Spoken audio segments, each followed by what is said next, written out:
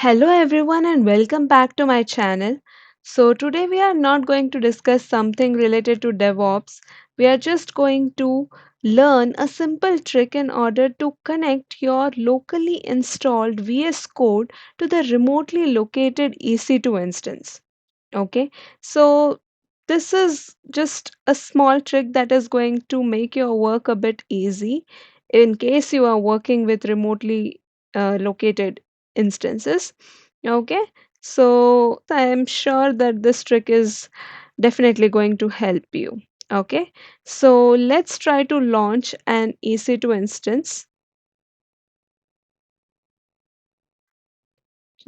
I'll just name it as server. The OS that I'm going to select is Ubuntu. In your case, it can be any. So then the key pair name is this, okay? I'll be selecting the security group. So this is the security group, then the storage, and I'll be launching an instance, right?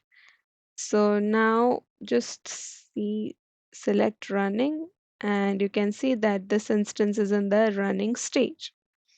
Okay, so if you go over here and try to connect it using SSH client, you can see that these are the commands that you will have to execute. Okay, this is your DNS name, right? Public DNS for your instance. And then this is the command that you actually run when you do SSH from your git bash, right? But in our case, we want to connect our VS Code. But before that, what I'll do is I'll just connect this instance, okay? Just for the verification purpose. Let me go to my GitHub account. Okay, so I have many repositories over here. I'll just pick one out of them just for showing you, okay? So let's say this one. I'll just clone it, okay? So git clone, and this is the name of my repository, and you can see this folder has been created over here. Okay, now I'm going to close this. Okay, just keep the running over here. Okay, so what I'll do is I'll open my VS Code,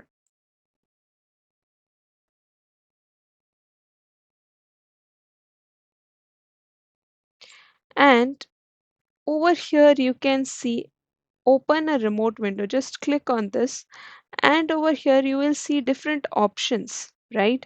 Since we want to connect to a host, right? And you can also see remote SSH over here. Just click on this, okay, and click on add new SSH host.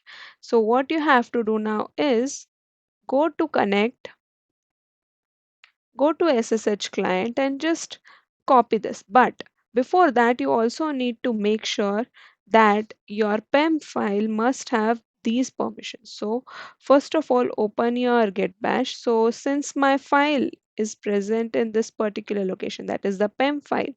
Okay, if you search it over here, let me just grep it. Okay, ls grep. You can see over here, this is the PEM file, right? So what I'll do, I'll just copy this and I'll just do chmod 400.